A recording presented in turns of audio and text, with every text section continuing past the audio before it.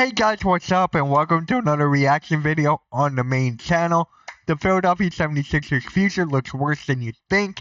Hit that like, hit that subscribe, hit that notification bell. Let's get it. I hate to say it, but I do feel like right now the Philadelphia 76ers are just delaying the inevitable. And the inevitable being they finally have to go in a different direction and enter into somewhat of a rebuild or a retooling phase. Yes, please.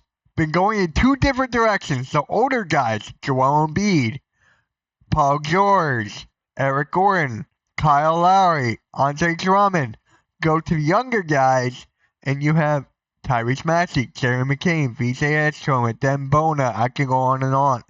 I really wanted it to work out, but since they drafted Joel Embiid, it feels like they hit a peak with their roster building. Drafting Embiid back in the 2014 NBA draft, taking a massive risk on somebody that had serious knee concerns coming out of Kansas. They won 18 games. Wasn't it his ankle? Wasn't it his foot in Kansas? Or was it really his knee? I thought it was his foot. In the 2015 season, drafted Jahlil Okafor, who had one good year in Philly. Then they won 10 games in 2016 under Sam Hinkie, and they took Ben Simmons. They had the #1 pick in 2017, selected Markelle Fultz. We know how that one went. But from 2016 to 2018, they went from 10 wins to 52 wins, and even winning a playoff series against the Miami Heat. You could say they most likely peaked in the 2019 season after acquiring Tobias Harris and Jimmy Butler. They ended up losing, and we all know that buzzer beater against the Raptors in Game 7. But that shot, that was the year that the Sixers could have won it all if it wasn't for that shot. If it wasn't for that shot, we could have beaten Milwaukee Bucks, and then we could have beaten the injured Golden State Warriors team. That was the year for us. But since then, they've had so much roster turnover over the last few years, with just one guy staying there being Joel Embiid. Jimmy Butler leaves. They bring in Al Horford. They have to trade him. They max out Tobias Harris, and their fans wanted nothing to do with him after the 2024 season. They draft Mikal Bridges, then trade him away for Cyrus Smith, who unfortunately... The Mikal Bridges thing is still, in my opinion, the stupidest thing. The stupidest thing that the Sixers have done in recent years. Let me explain. Mikal Bridges, a Philly native, his mom worked for the organization. We needed a wing. We needed someone who could defend, who could shoot. Mikal Bridges was that guy. And to trade him for a guy who is no longer in the NBA because of injuries due to his foot in Zaire Smith. That is the stupidest thing that the Sixers have ever done in recent years.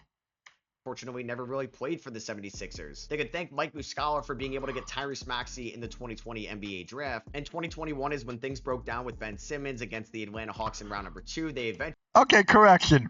Ben Simmons passing the ball up is the stupidest thing that something happened on the Sixers. The stupidest thing. Are able to trade him in a great deal for James Harden at the 2022 deadline. Harden spends a year and a half in Philadelphia. Basically, they lose to Miami in the 2022 playoffs in round number 2, and then they lose to Boston in a series they could have won in the Eastern Conference semifinals in 2023, and they had to trade Harden at the 2024 season. So basically, since they drafted Embiid, we all know they have not made it to a conference finals. Embiid wins 2023 MVP, was so dominant in 2024, I thought he was going to win MVP yet again, but he was going to win MVP that year, but injuries.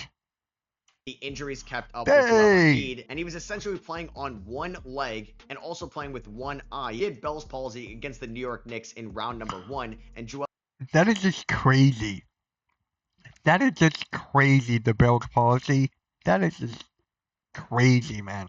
Embiid in that series averaged 33 points, 11 rebounds. If it wasn't for this dunk right here, we could have beaten the Knicks. We could have beaten the Knicks, but Joel Embiid had it so off, doing a self-lob, and then landing on his knee. Now look. And 5.5 assists, and I was there in person for game number 5, where Tyrese Maxey saved the 76ers season with the 4-point play, the deep 3 to send it into overtime, and that was a star-making performance. And I remember just asking, thank you, Daryl Morey, for Tyrese Maxey.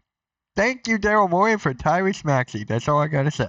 all my Sixers fans here in Philly, like what you thought about after that series, because we were going at it because I'm a Knicks fan, and they're like, you know what, we don't really care that we lost. We know that Tyrese Maxey can be a star. And then for some reason, Joel Embiid wanted to play in the Olympics, and I get it, right? You want to win a gold medal. It's a massive deal. I've been saying, I have a video on my channel that says that Joel Embiid was the most selfish player in NBA or something like that for playing in the Olympics. Should have stayed. In my personal opinion, should have put himself at home, stayed, healed up, and been ready for the next NBA season.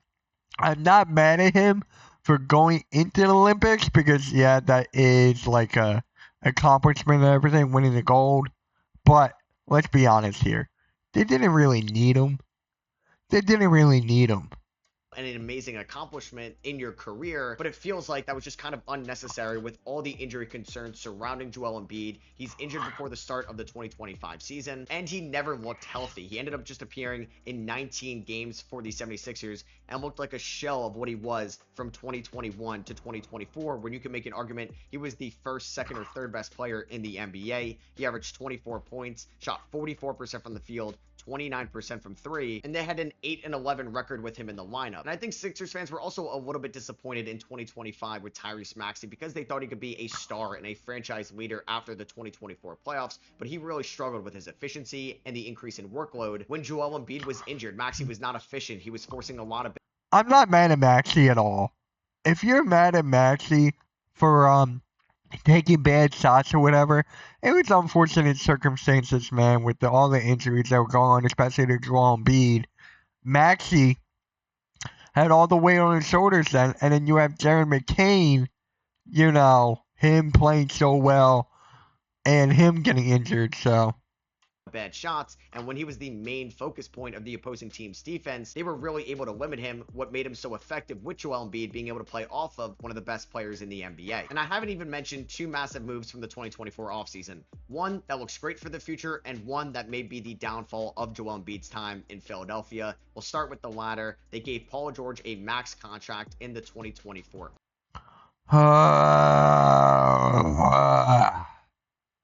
offseason. They were able to free up a max contract spot because they waited until Maxey was a restricted free agent who had a smaller cap hold, since he was the 20th pick in the draft. So they were able to absorb Paul George on a max contract instead of going out and signing 2 to 3 role players instead, and that's what they should have done in hindsight. And Paul George's contract is still one of...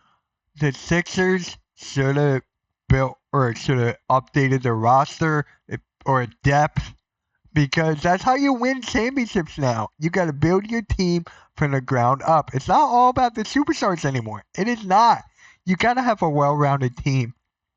One of the worst in the NBA, in my opinion. He's owed $51.5 million in 2026, $54 million in 2027, and $56.5 million in 2028. Paul George was banged up in his first year in Philadelphia. He played 41 games. He averaged 16 points, 4 assists, 5 rebounds a night, shot 43% from the field, 35% from three. But also what is discouraging, he just took 2.5 free throws a night. Back in 2023, when he was an all-star for the Clippers, he took 5.3 free throws a night. They went down to 3.9 in 2024 and down to 2.4 in 2025. And Paul George is not going to be as effective if he's a little bit hesitant going to the rim, with him getting up there in age. And in those 41 games last year, the 76ers had a 15-26 record with Paul George in the lineup. This team was also just decimated. Oh my God. 15-26 with Paul George in the lineup. By injuries, because the brightest spot of the 2025 Sixers was their 2024 first-round pick in a weak draft. Sorry, Ed. Jared McCain, who was a smaller guard coming out of Duke, who I thought was a great pick for Philadelphia with the 16th overall. I was right about Jared McCain. Selection right outside the lottery, who wasn't really involved in the lineup to start off the year, but then the injury to Tyrese Maxey happened earlier in the year, and Embiid was banged up, Paul George was banged up, and they needed somebody to step up, and that's where Jared McCain came into play. On November 6th against the Clippers, he played 12 minutes. On November 8th against the Lakers, he played 30 minutes, and he didn't look back then. The Sixers didn't have a great record, but over the first 10 games with McCain getting an increase in minutes, he averaged 23.5 points, 4 assists, shot 39% from 3 on 9.5 attempts a night, and was a shoo-in to win Rookie of the Year before he suffered a season-ending injury. He still got some Rookie of the Year votes after only playing 23 games. Shade of Embiid not winning Rookie of the Year in 2016 because of the games played. McCain also suffered a concussion, and that major injury was a lateral meniscus tear in his left knee, which is kind of concerning for the 2026 season. That is a major injury for a smaller guard who relies on his off-ball movement, his agility, his quickness, and I wonder if it's going to take some time in 2026 for McCain to look like what he did back in 2025. It was looming over the trade deadline. Jared McCain is going to take more of a playmaking role this year, I feel like, and you have Tyrese Maxey being the 2, so McCain's going to have a lot more assists this season than his rookie season. So Could they move a Gershon Yabusele? Because this team was trying to bottom out because their pick was top 7 protected to the OKC Thunder. They didn't trade Gershon. He left to a division rival in the 2025 offseason in the New York Knicks, and they were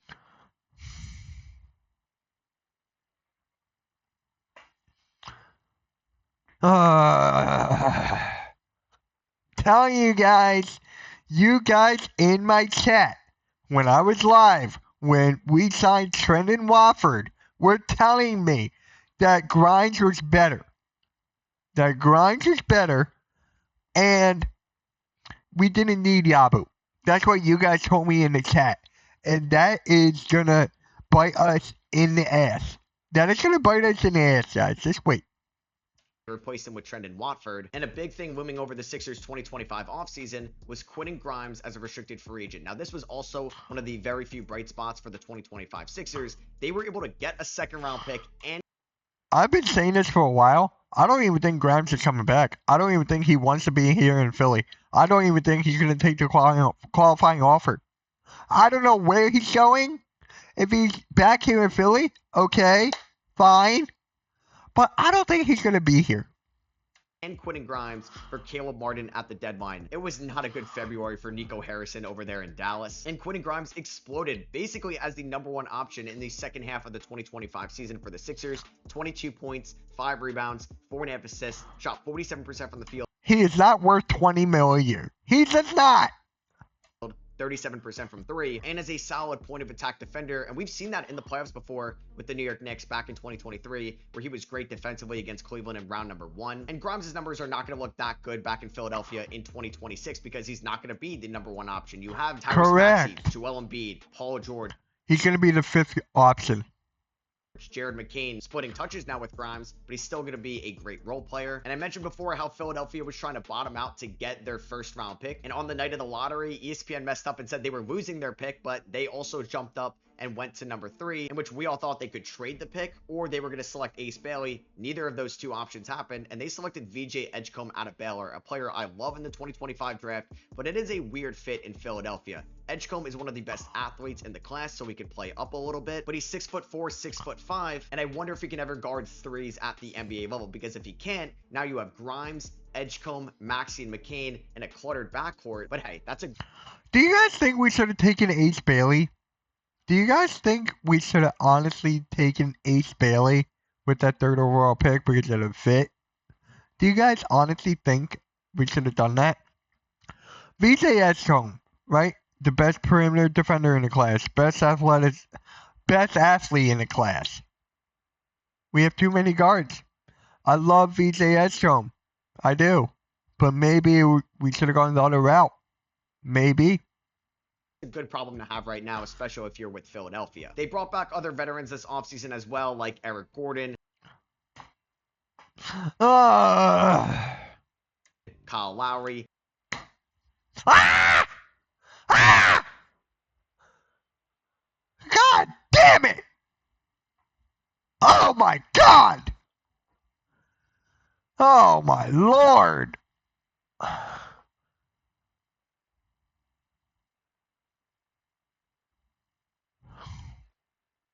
Kelly Oubre and Andre Drummond opted into their $8.3 million player option and their $5 million player option. Both are now expiring contracts that you assume could be traded at the deadline. I mentioned before how they brought in Trendon Watford, losing Gershon Yabusele. I don't mind that contract whatsoever. It's 1.5% of their team's total cap, and it has a team option for 2027, and it's somebody that can run the floor, can play solid defense, and they need more power forward depth. They add Jabari Walker, a former Portland Trailblazer like Watford, on a 2-way contract. And also some of these second-round and undrafted players from the 2024 class West will have a prominent role in Philadelphia in 2026. Adem Bona had some eye-popping moments as a rookie last year, one of my favorite sleepers in the 2024 class out of UCLA because of his eye-popping athleticism. He can run up and down the floor extremely well for somebody that's 6'10", and he's a monster athlete. He's super physical inside, plays with so much intensity, and that's exactly what Philadelphia needs behind Joel Embiid. Over the years, it's been Dwight Howard, Andre Drummond, Paul Reed, guys that have lacked motor and intensity at certain points of their career. Paul Reed did have motor. He did have energy, but he just was fouling way too early. He had too many fouls. So it's a nice breath of fresh air to have a Adem Bona behind Embiid. And Morey also cooked, getting Justin Edwards as an undrafted free agent last year as well. Edwards was the third-ranked high school recruit going into the 2024 collegiate season, had somewhat of a down year at I like that. I like that pick. I like that signing. Kentucky. He goes undrafted, and he looked great as a rookie with an increase in playing time, around 10 points, 3.5 rebounds in 44 games, shooting 45% from the field, 36% from three, and made some really good moves for somebody that was a rookie just getting thrown out there because of the depleted Sixers roster. And they were able to give him a 3-year guaranteed contract this offseason, which is phenomenal for Philadelphia long term. And they also added Johni Broome, one of the best players in college basketball last year from Auburn. So it is nice having guys like Jared McCain, Justin Edwards, Adem Bona, Johni Broome, and VJ Edgecombe make under 12% of their team's total cap space, because next year Embiid, Paul George, and Maxey are making over $140 million, which is 92% of the team's total cap space is going to those three players. And you can't even say with certainty that Paul George and Joel Embiid, who are making close to 70% of the team's total cap space, can play over 100 games combined. And for the 2026 season, the Philadelphia 76ers have an over-under of 42.5 wins, which is such an interesting line because there's a chance the Sixers team wins 30 games next year, but maybe there's a chance this team can win 50 games. I predicted them to get 35. I predicted them to get 35 wins. That's like in a play-in area, borderline play-in or whatever. But if everyone's healthy, they're top 3, top 5. Because you can make an argument it's a better team and a deeper team than what they were in 2024. So yeah, I honestly think on paper this 2026 Sixers roster is better than 2024, but what they had in 2024 was still Embiid at the top of his level. And if Embiid cannot recapture what he was in that season, I don't think this team will make it to the playoffs in 2026. But if Embiid could be somewhat 85-90% of what he was, he could still be one of the best centers in the game. And yeah, in a weaker Eastern Conference with the injuries to Halliburton and Tatum, this team can most definitely make the playoffs either through the play-in tournament or maybe a 5 or a 6 spot in the Eastern Conference. And they're such a hard team to predict in 2026 because I truly believe that McCain, Maxey, Edgecombe, and Grimes can be one of the best backcourt foursomes in the league. I love Justin Edwards going into year number 2.